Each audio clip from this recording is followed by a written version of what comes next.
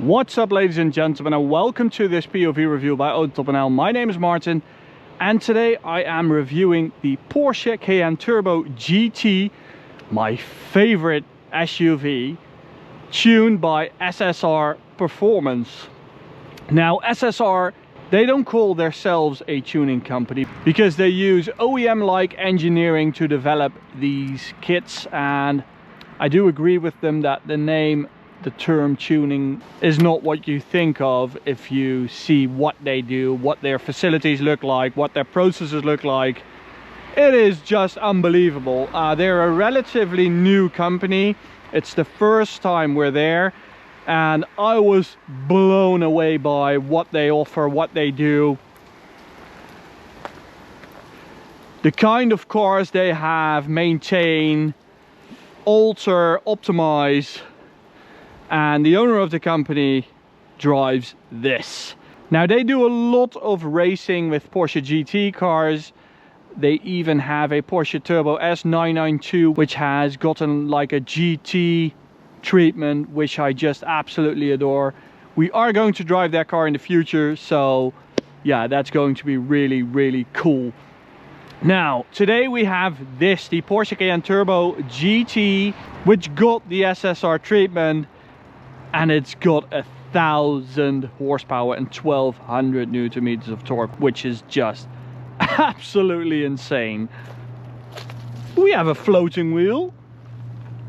I think we do. Oh yes, that is cool. So the Porsche Cayenne Turbo GT, think of a Porsche GT car, but then an SUV, a Cayenne Turbo. It really delivers on that promise, because when we tested it the first time, I was like, oh yeah, sure, a GT Cayenne Turbo. I'm not going to buy into that. But when you drive it, it is just so impressive.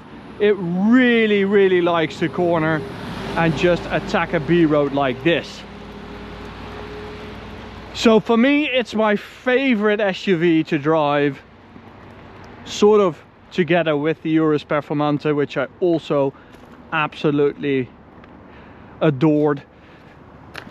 But let's just check what they've done to it. Always do it twice, BMW guy.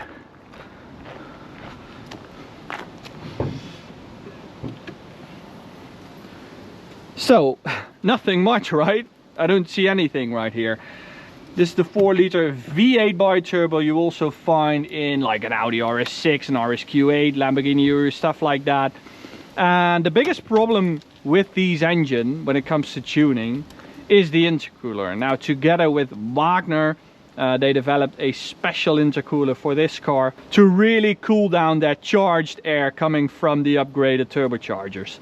So even stock, these things run quite hot with the regular intercoolers. And if you upgrade the turbos, like with this one, you really need this intercooler.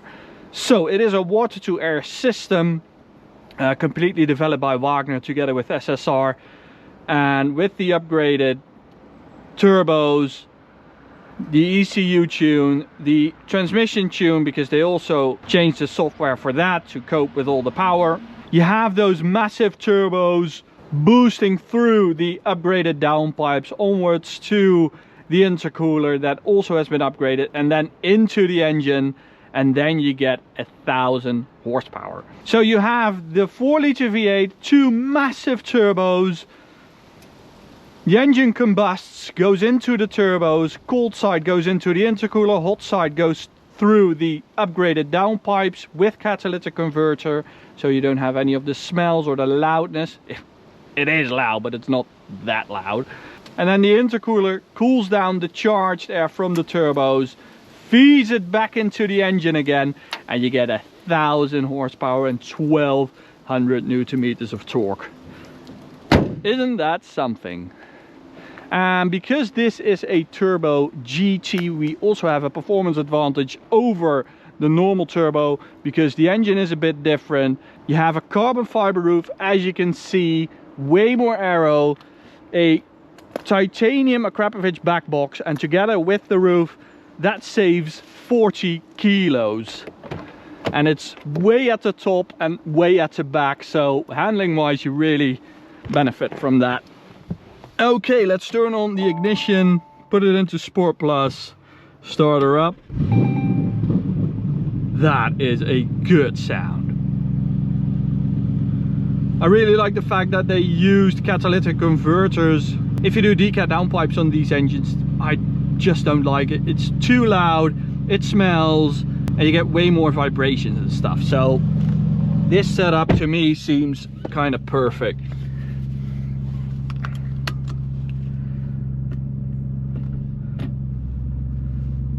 Although it isn't without compromise, but I'll show you right now. Because we are starting out with launch control. Oh yes. So everything in Sport Plus, yeah. Transmission and drive. We're going to turn off ESC completely. Then let our car pass. Foot on the brake. Performance start. There we go. Nothing. There we go. Whoa, what a brutal force 1000 horsepower is. It gets me every time. But there was quite a bit of delay there, right? So because they are larger turbochargers, they do require a lot more spool up, and because of that, 0 to 100 it's a bit slower. I mean, to many people that seems a bit weird, you know, 1000 horsepower instead of 640. How can it be slower? Well, the turbochargers have to be fed a lot of air, and as you can see, it takes a while if you go from 0. So launch control, the amount of revs it does and stuff like that is limited by the fact that this isn't a PDK gearbox but a normal torque converter automatic, and it simply cannot build up the boost these turbos need. So with the stock Cayenne Turbo GT we did a 3.17 run to 100, and with this one a 3.8.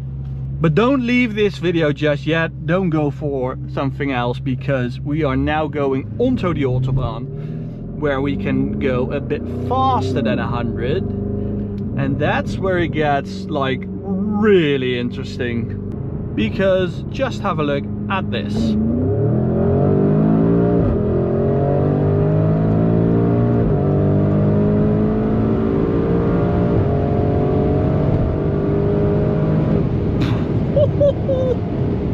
This thing. So when this thing kicks down, it's just gone, and you have that lovely GT engineered air suspension that's just magic. You can go through corners at any speed, it will soak up all the bumps and make you feel like you drive a GT car. It is just magic. This Audi S3, probably tuned. No chance for this. Bye bye.